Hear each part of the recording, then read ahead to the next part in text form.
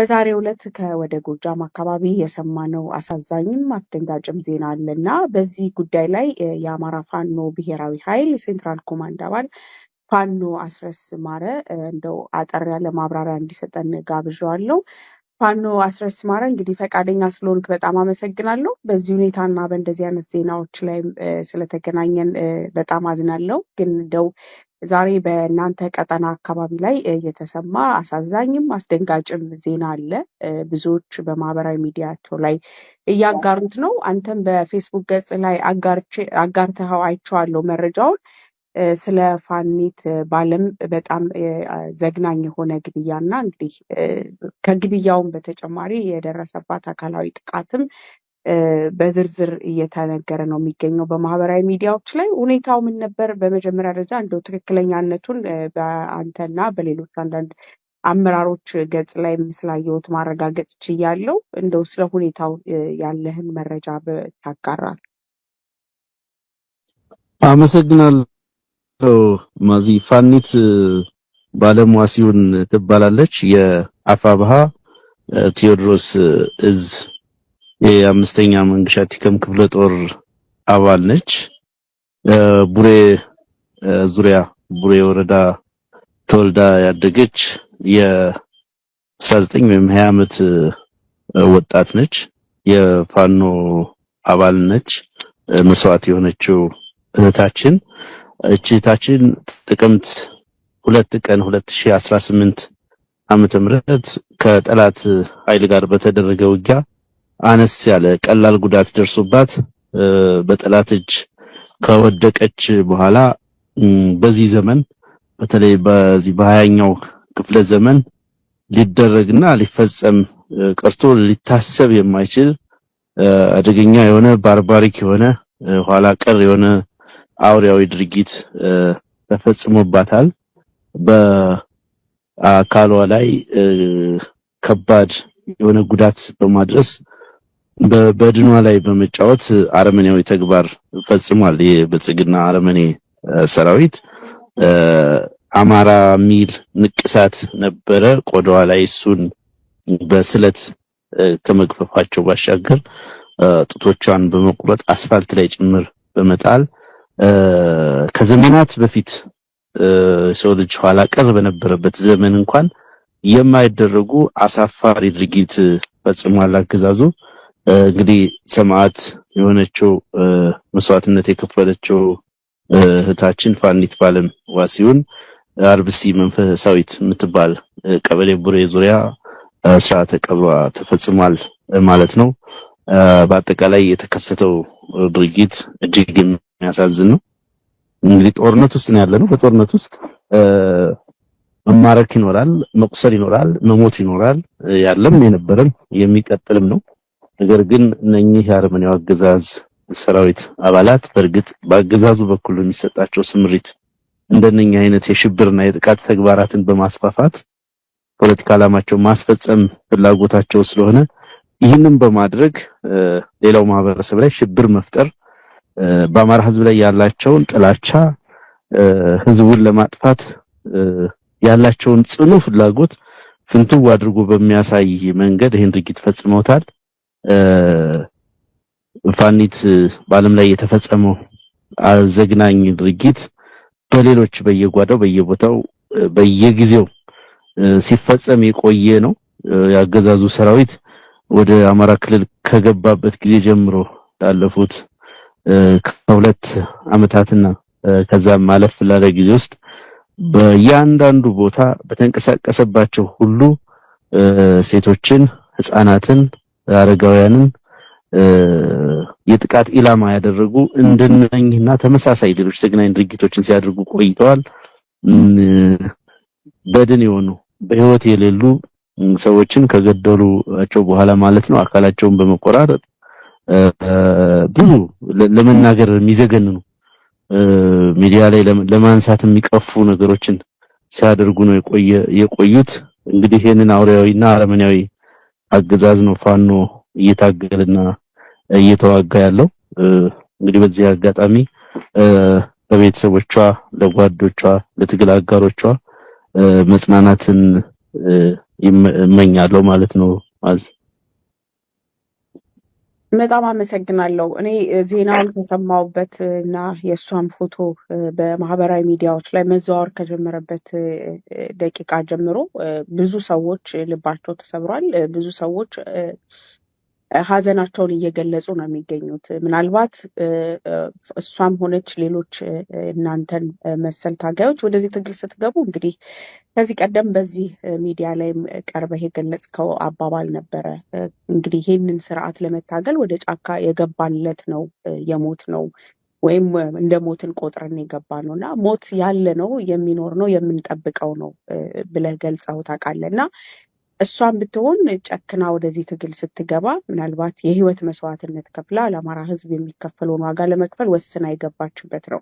እኔ እዚህ ላይ እንደው እንዲታይና እንደው እንድታነሳው የፈለግኩት ሀሳብ ስርዓቱ ትግል ከመግባታችሁ በፊት የሚሆን እኛም ሌሎቻችንም እንደ አማራ ህዝብ የህልውና ስጋት አለብን ስንል ብዙ የተደፈሩ ሴቶች፣ ብዙ የተገደሉ እህቶቻችንን እስከዛሬ ድረስ የደረሱበት የማይታወቅ ጡታቸው ተቆርጦ ያየናቸው እርጉዝ ሴቶች ሲገደሉ ልጆቻቸው ከሆዳቸው ሲወጣ ያላየ ያልሰማ ነው የትግል መጨረሻ የለም። ነገር ግን በወታደር ዲስፕሊን ሊታገል የገባ ወታደር እጁ ላይ የወደቀን ምርኮ ሊያውም ቆስላ የወደቀች አንዲት ሴትን በዚህ ደረጃ አሰቃይቶ በመግደል የሚገኘው የፖለቲካ ትርፍ ምንድን ነው? በዚህ ሊያሳዩን የፈለጉት ነገርስ ምንድን ነው የሚለው እንደው ብታየው መልካም ይመስለኛል። አመሰግናለሁ ማዚ። እንግዲህ አገዛዙ ባህሪ ከዚህ በፊት አንቺም በደንብ የሰራሽበት እንደሆነ የሚታወቅ ጉዳይ ነው። በተለይ ሴት ተማሪዎችን በማጥፋት በመሰወር እንደነኛ አይነት ድርጊቶችን በመፈጸም የተካንና የታወቀ ነው። አንዳንዱን ተራ አጀንዳ ለመስጠት ብለው አስበውበት ያደርጉታል። በዋናነት ደግሞ ህዝብን ለማጥፋት የህዝብን ህልውና አደጋ ላይ ለመጣል አንዳንዶቹ ይሄ ተደረገ፣ ሽል ተቀዶ ተጣለ፣ እንደዚህ ተደረገ ተብሎ እንደዚህ አይነት ዘግናኝ ነገሮች ሲነገሩ ማመን የማይፈልጉ ሰዎች ነበሩ በብዛት። እንግዲህ በተደጋጋሚ ሲገለጽ ሲደረግ የቆየ ነው። ይሄ ደግሞ በተራ የግለሰቦች ስህተት የሚደረግ ድርጊት አይደለም። እንግዲህ ይሄንን አጸያፊና ዘግናኝ ድርጊት የፈጸመው የሰራዊት አካላት በቼን ኦፍ ኮማንዶ መሰረት እስከ ላይኛው ጀነራል ድረስ እስከ ጠቅላይ ሚኒስትሩ ድረስ ተዋረዱን ጠብቆ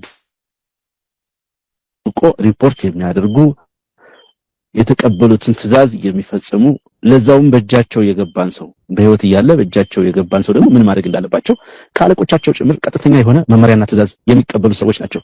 ስለዚህ አንድ ቦታ ላይ ያለ አሃድ ወይ የሆነ ጋንታ መሪ ወይ ሻምበል መሪ ወይ የሆነ ሻለቃ መሪ እና አንድ እግረኛ ተራ እግረኛ በንዴት በብስጭት የሚፈጽመው ድርጊት አለመሆኑ መታወቅ አለበት።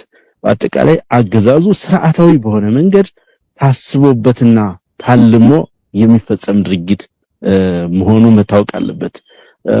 ፋኖና አጠቃላይ የፋኖ ሰራዊት የአገዛዙን አረመኔነት ከዚህም የከፋ ነገር ለማድረግ ወደኋላ እንደማይል ህዝቡን በጅምላም ለመጨረስ ሆነ በተናጥል እንደ አይነት አሰቃቂ ነገሮችን ከማድረግ የማይመለስ መሆኑን አውቀን እየታገልነው ነው የምንገኘው።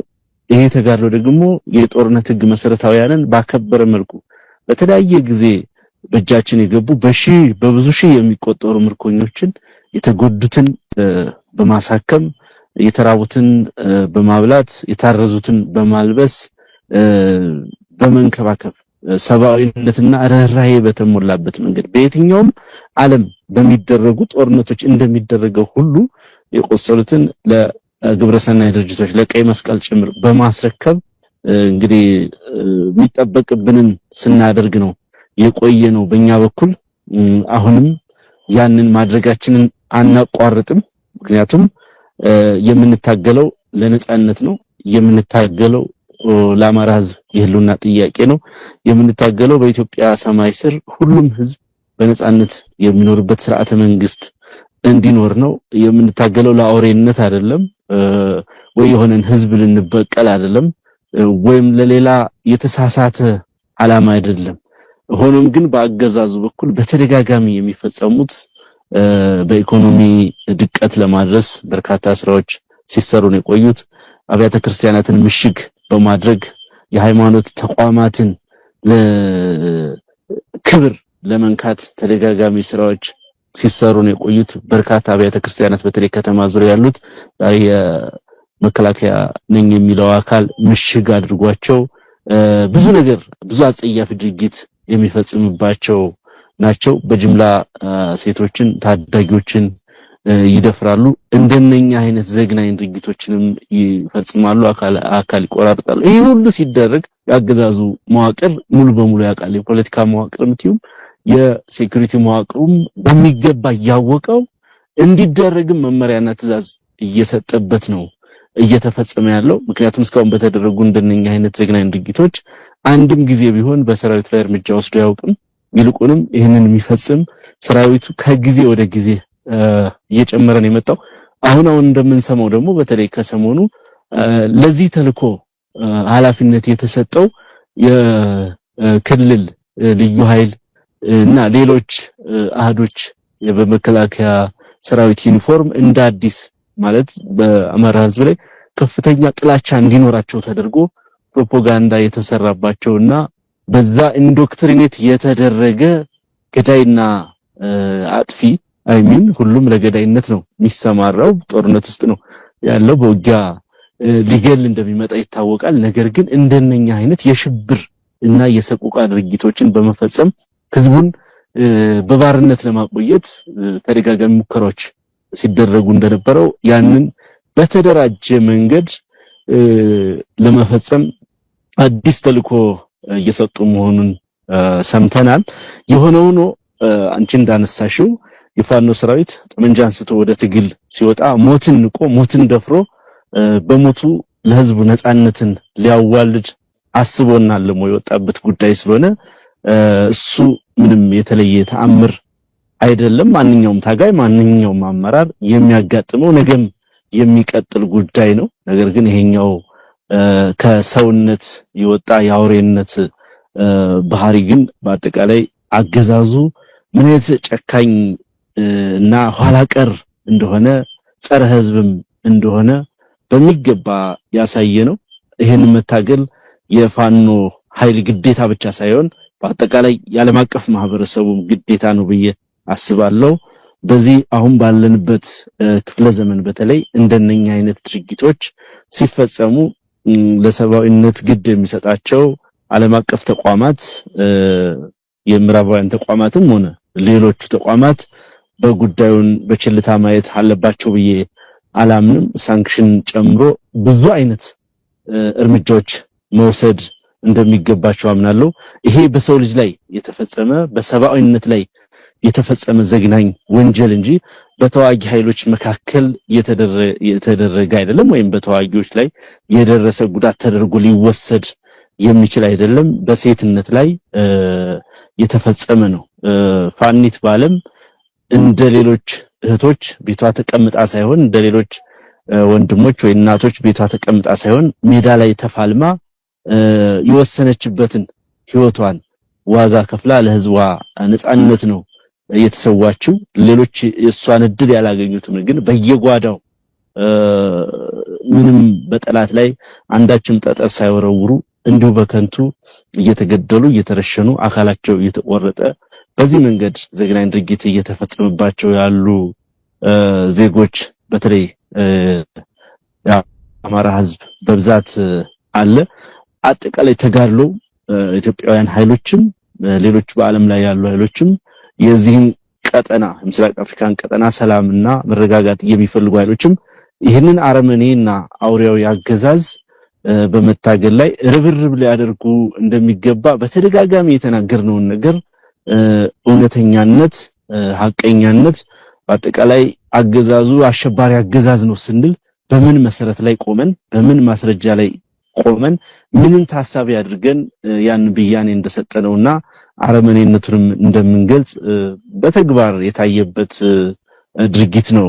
ይሄ ድርጊት በጥቅሉ ይሄ የሚፈጸምበት ዋነኛ ዓላማ ህዝቡን በማሸበር በማስፈራራት እንዲህ አይነት ቴረር በማድረግ ከትግሉ እና ከተጋድሎ ወደኋላ እንዲል ነው አንደኛው ዓላማው። በአጠቃላይ ፖለቲካዊ ፍላጎትን ለማሳካት ስልጣን ላይ በዚህ መንገድ ለመቆየት የአማራን ህዝብ በባርነት ለመያዝ እንዲህ አይነት ድርጊቶችን በመፈጸም ሌላውንም ከትግል ሜዳ አርቃለሁ ወይ ወደ ትግል የሚገቡትን አስቆማለሁ የሚል የተሳሳተ ግንዛቤ ይዞ ነው አገዛዙ ይህን ድርጊት እየፈጸመ ያለው። በውጤት ደረጃ ግን የበለጠ ቁጭት የሚያሳድር የበለጠ ሌሎች እህቶች በትግል ሜዳ ያሉትም ገና ወደ ትግሉ ያልተቀላቀሉትም ጭምር አገዛዙን መታገል ብቸኛ ምርጫ መሆኑን በተግባር ያረጋገጡበት ክስተት ነው ብዬ አስባለሁ። ከልብ አመሰግናለሁ። ምናልባት እንደው በመጨረሻ መልእክት ማስተላለፍ ካለብህ በተለይ መሬት ላይ ዋጋ እየከፈለ ያለው ሰራዊት አለ። በተጨማሪ ልክ እንደሷ ዋጋ ሊከፍሉ የወጡ ሴቶች አሉ።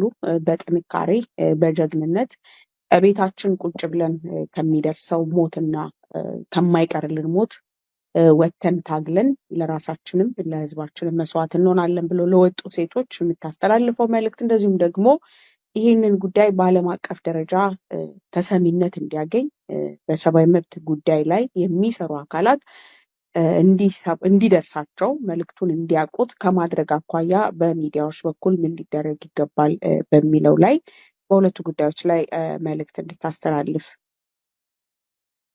አመሰግናለሁ። የታጋዮቹ እንግዲህ በርካታ እንስት ታጋዮች አሉ።